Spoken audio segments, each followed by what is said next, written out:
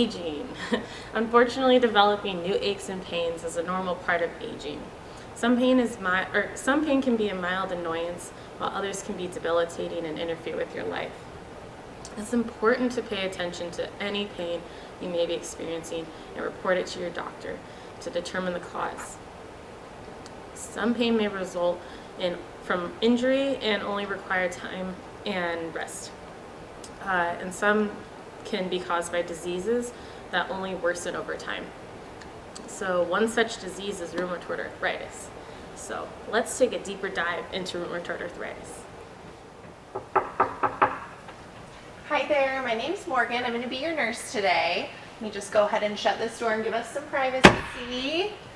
How are you doing? I'm just here to do a quick assessment and ask you some questions. Should take about 10 to 15 minutes. Is now a good time? Yeah, now's a good time. Good. Before we get started here, can you verify your full name and date of birth for me, please? Yeah.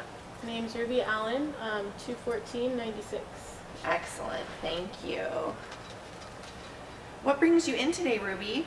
Well, my primary doctor thinks I have rheumatoid arthritis, and she referred me here to you guys, and thinks it'd be good to see a rheumatologist and help. That sounds great. You are in the right place. A rheumatologist is a provider that specializes in disorders of the joints. Has your primary care doctor talked to you about what rheumatoid arthritis is? No, I just know that it's some form of arthritis, though. Yeah, so rheumatoid arthritis is an autoimmune disorder where the body essentially attacks its joints. While this is an accurate description, there's a lot more involved in the process. Some of my colleagues made a really great video about the pathophysiology behind rheumatoid arthritis. So let's take a look.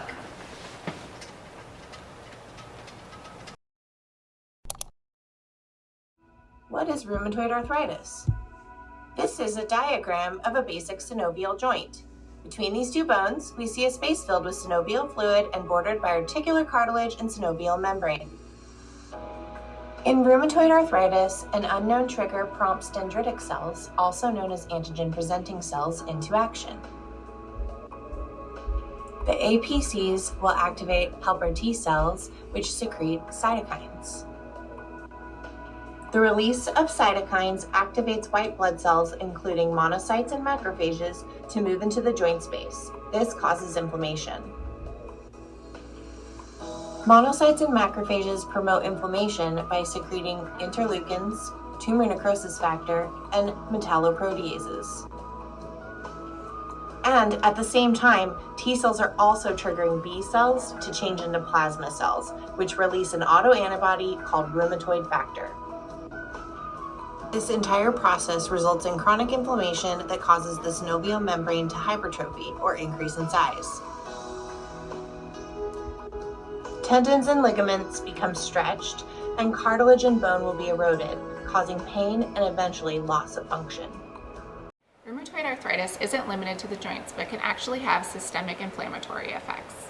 Various inflammatory eye diseases such as uveitis, scleritis, and dry eye syndrome, also called keratoconjunctivitis sicca, have all been correlated with rheumatoid arthritis.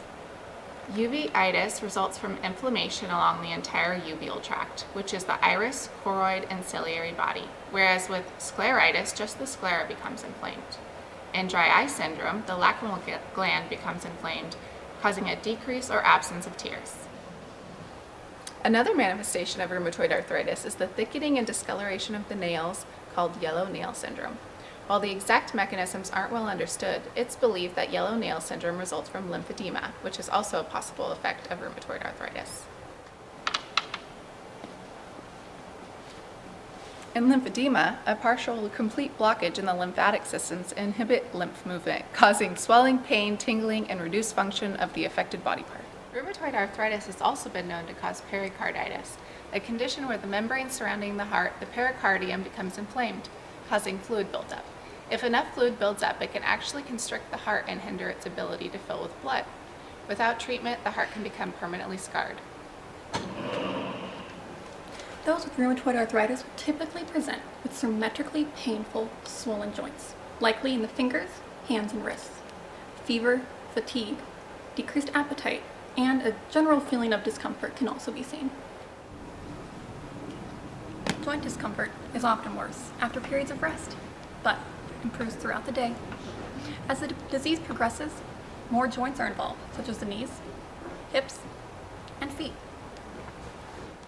Rheumatoid arthritis is a disease that has active and remission phases. A patient may experience periods where the disease progression seems to have plateaued. Since rheumatoid arthritis and osteoarthritis are similar in presentation, it's important to perform blood tests to get an accurate diagnosis. An elevated serum level of rheumatoid factor, erythrocyte sedimentation rate, and C-reactive protein will show that it is rheumatoid arthritis and not osteoarthritis. It is important to note that 30% of people with rheumatoid arthritis actually test negative for rheumatoid factor. In that situation, testing for anticyclic citrullinated peptide is needed. Great. What did you think about that video? Yeah, I thought it was very helpful. I liked the visuals and explanation. Excellent. All right. Well, now that you've had a chance to learn more about what rheumatoid arthritis is, let's get started on our head-to-toe assessment. Sound good? Sounds good. Okay. Examining a patient that you suspect has rheumatoid arthritis, you should do a head-to-toe assessment. And be sure to assess the following. We can start with pain and use a PQRST assessment tool. Starting with P, which is provoked, and you can ask what causes the pain, what makes it worse, and what makes it feel better. Q is for quality. You can ask, what does it feel like? Is it throbbing? Is it a dull or burning or stabbing pain? R is for region and radiation. So region meaning like, is it in a specific area? Where is that pain? Does that pain radiate at all too? S is for severity. So we can ask them on a pain scale of 0 to 10. Then we can ask T for time. So when did the pain start and how long has it lasted for?